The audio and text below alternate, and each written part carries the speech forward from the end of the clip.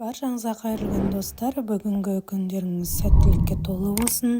Бүгінгі жасайтын рецептіміз легкий рецепт. 15 минутта тез, оңай әрі жылдам дайын болады. Жұмыртқамызды жарып алып, одан кейін шекерімізді салып, жақсылап араластырып аламыз. Содан кейін сүтімізді 3 бөлікке бөліп құямыз, және оның арасында ұнды да 3 бөлікке бөліп саламыз. Жақсылап араластырып аламыз. Біркелкі шығу керек ұнымыз бен сүтіміз. Одан кейін сұйық майды қосып, жақсылап біркелкі масса қылып араластырамыз. Содан кейін қайнаған ыстық суымызды 3 бөлікке бөліп құямыз. Оны да жақсылап араластырып, осындай біркелкі масса шығарып аламыз.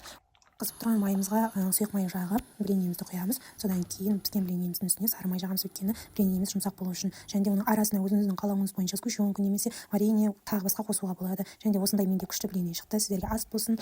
Маған лайк басып қолдау көрсетіп отырыңыздар.